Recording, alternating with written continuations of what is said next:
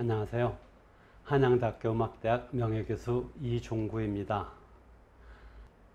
오늘은 검은고에 대해서 말씀드릴 텐데요. 여러분들은 검은고에 대해서 얼마나 알고 계신가요? 대개 고구려 재상이었었던 왕산악이 검은고를 만들어서 연주를 하자 검은학이 날아들어서 검은고라 했다 하는 그런 설화를 별 의심 없이 기억하실 것입니다. 삼국사기에 그렇게 적혀 있으니까 그렇게 믿을 수밖에 없죠. 그러나 과연 검은학이 인간만큼 두뇌가 발달해서 아름다운 음악을 인식할 능력이 있을까요? 한자로 학이라는 새는 우리말로 두루미라고 하죠. 이 검은 두루미는 절대로 인간의 음악을 알아들을 만큼 영리하지 못할 뿐만 아니라 그런 예가 동서고금 어디에도 없습니다. 단지 신성하다는 그런 의미만 있겠죠. 그러면 검은고란 어떤 악기일까요?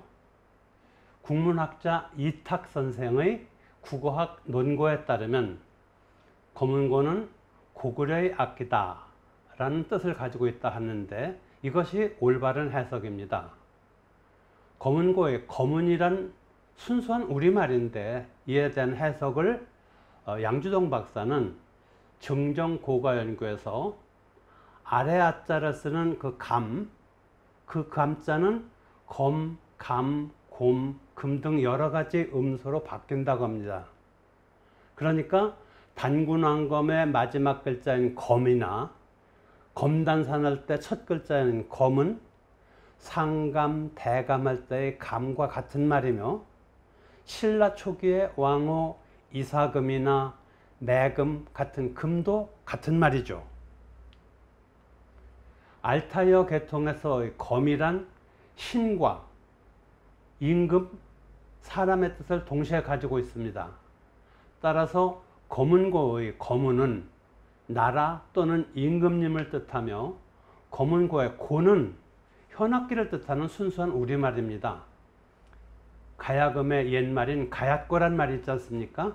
이때 쓰는 고가 바로 우리말로 악기란 뜻입니다.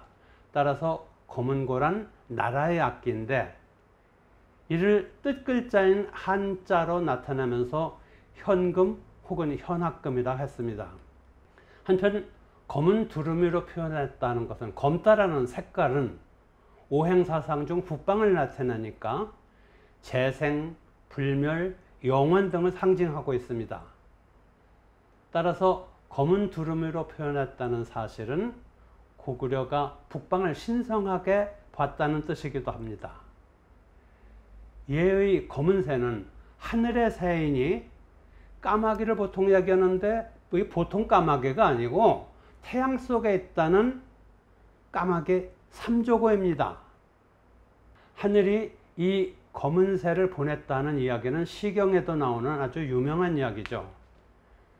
삼조고가 이렇게 강력한 셈에 비해서 하늘의 음악을 전하는 검은고의 이야기는 두루미 정도가 알맞을 것으로 생각합니다.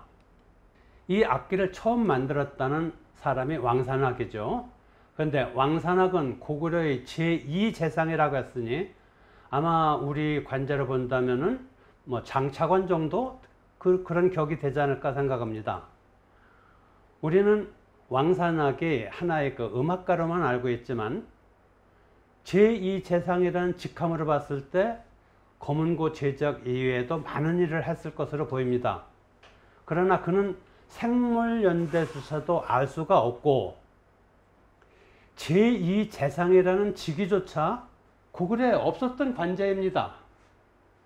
고구려의 제2재상이라면 삼국사기의 고구려 본기에 나옴직한데 그는 지에서 악부분에만 나오는 인물입니다. 때는 나갈진자를 쓰는 진나라 때라고 합니다. 중국에는 여러 나갈진자를 쓰는 진나라가 있는데요. 연대상 고구려와 때를 갖췄는 나라는 동진밖에 없습니다.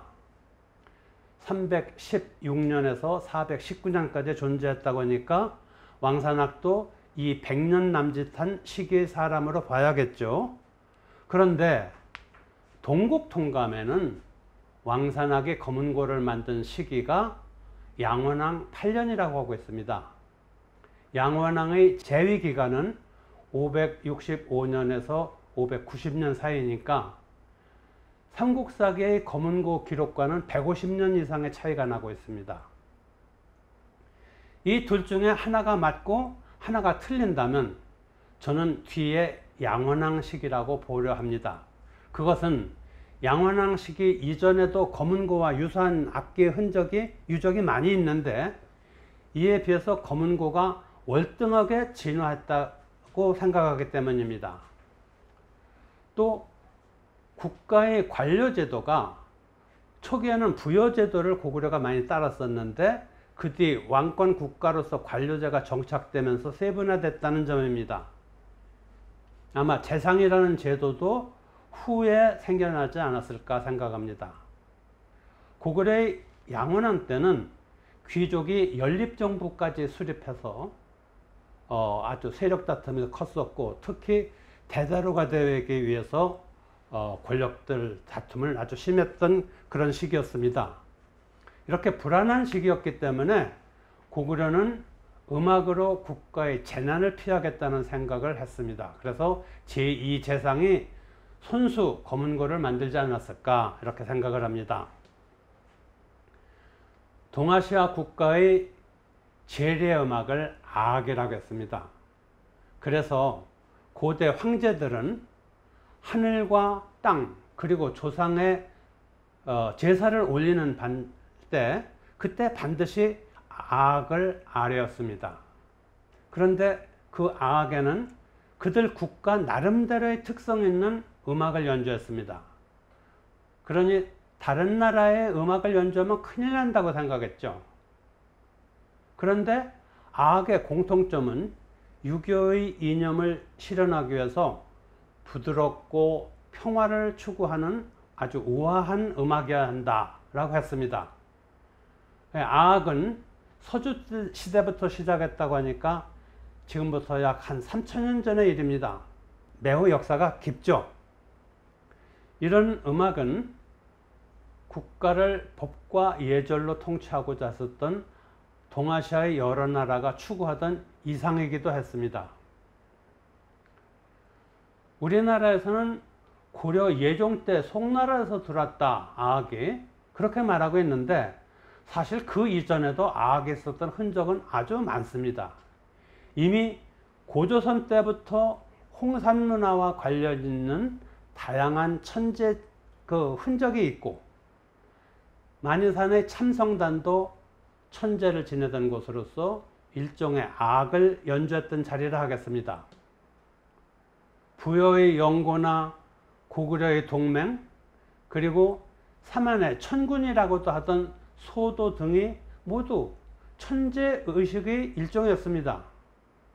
그 의식에 반드시 고유한 음악과 춤이 따랐으니 이러한 음악과 춤이 악이 아니고 무엇이겠습니까? 악은 새롭게 나라가 서면 그 나라의 당위성과 그 이론에 맞는 의식을 개발을 해서 음악과 춤도 새롭게 제정했습니다.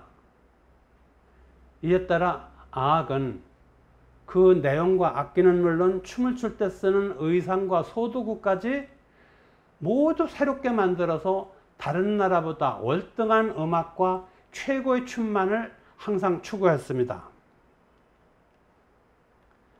이렇게 음악의 제도가 다르니 천재도 국가 나름대로 하늘의 뜻에 부합하는 것이다 믿었겠죠. 그래서 각국은 최고의 악을 찾으려고 노력을 했고 이것이 하늘의 뜻과 맞지 않으면 나라가 망한다고 생각했습니다. 그 예로 가야가 망할 때 가야의 음악가 우륵을 먼저 포섭해서 신라로 데려가 가야 음악을 신라로 만들었다는 것이 그 대표적인 이야기입니다. 이에 따라 각각 나라마다 그들 나름대로의 고유한 음악과 악기를 찾았어요. 그래서 고구려는 검은고를 만들었는데 이 악기에 신비로움을 더하기 위해서 검은 두루미 이야기가 나오게 된 것입니다. 삼국사기에는 중국의 쟁을 본받아서 가야금을 만들고 중국의 금을 쫓아서 검은고를 만들었다 하고 있습니다. 그런데 이것은 이 악기가 이 나라 고유한 것이 아니라 중국의 제도를 흉내냈다는 이야기가 아니겠습니까? 바로 김부식의 사다 사상에 의해 꾸며진 이야기로 가야와 고구려를 중국의 제후국으로 비하하고 있는 것입니다. 예약의 조건이 이렇게 엄중한데 어떤 나라가 다른 나라 악기를 본받아서 만들겠습니까? 그렇다면 이는 그 나라에 종속된 제후국이 된다고 여겼죠. 길고 납작한 나무 상자에 줄을 매서 연주하는 악기는 고구려, 백제, 신라 어느 곳에서도 다 있었습니다. 굳이 중국 악기를 따랐다고 말할 이유가 전혀 없는 것이죠. 그렇다면 삼국사기의 가야금의 원형이라는 중국의 쟁과 검은고가 모방했다는 금의 형태를 한번 비교해 보도록 하겠습니다. 우선 가야금의 쟁입니다. 가야금은 이 손톱 밑의 손가락 살로 연주하는 것이 기본 주법인데, 쟁은 가조라고 해서 가짜 손톱인데, 알기 쉽게 얘기한다면 그 서양 음악의 그 기타 있지 않습니까? 그 기타에서 사용하는 피크가 있습니다. 그것과 같은 거예요. 여기 좀 이 손에 가조를 지금 메고서 연주하는 것입니다. 이게 쟁을 연주하는 그런 장면입니다. 그러니까 두 악기는 음빛깔이 전혀 다르죠. 또 쟁의 줄은 21줄인데 가야금은 언제나 12줄입니다. 요즘 유행하는 개량 가야금은 뭐 줄의 수도 늘리고 줄과 줄 사이도 좁혀서 빠른 음악을 아주 빠르게 연주할 수 있도록 변했지만, 원래 가야금은 풍류가야금이라는 법금이라고도 하죠. 12줄짜리 악기가 기본입니다. 한편 검은고와 금은 더욱더 다릅니다.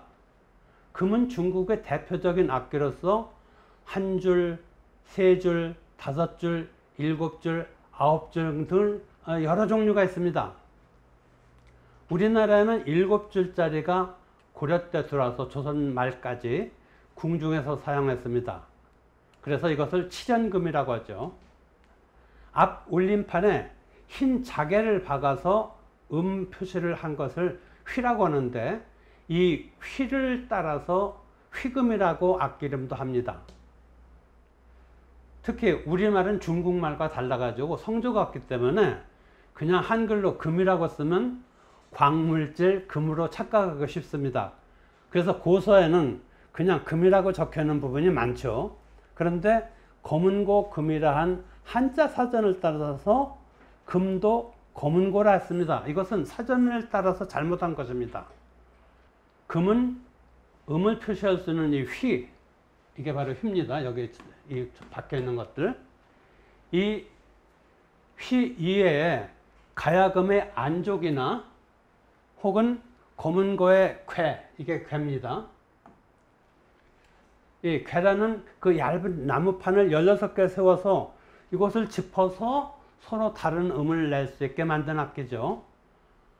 그런데 검은고는 쾌 위에서 여러 개의 소리를 낼 수 있는 그 줄이 이 석줄밖에 없습니다. 그리고 나머지 석줄은 한 음만 낼 수 있는 그런 악기입니다. 기본적으로 이런 정도라면 현악기로서의 모든 조건이 다른데, 이를 두고 검은고가 금에서 왔다니 김부식의 억지가 여기서 충분히 나타나고 있습니다.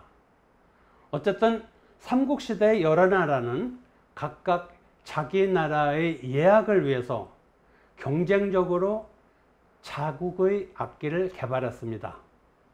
이것이 중국의 휘금 혹은 금이고, 그리고 이쪽이 검은고입니다. 검은고는 고구려가 망하자 신라 악기로 편입돼서 신라 4년의 하나로 되었습니다. 고려 조선시대 내내 사다부들의 사랑을 아주 흠뻑 받았던 악기였습니다. 그래서 여러 악기 중에서 최고다 하는 뜻으로 백악지장이다 해서 웬만한 선비들은 검은고를 통해서 교양을 쌓았다고 합니다. 20세기 후반에 들어서 대중음악이나 전위음악에 검은고가 사용되기도 했습니다. 한편 북한에서는 이 검은고가 개량악기 품목에 들어가 있지 못해서 지금은 거의 사용하고 있지 않습니다. 오늘은 검은고에 대한 말씀을 드렸습니다. 지금까지 한양대학교 음악대학 명예교수 이종구였습니다. 감사합니다.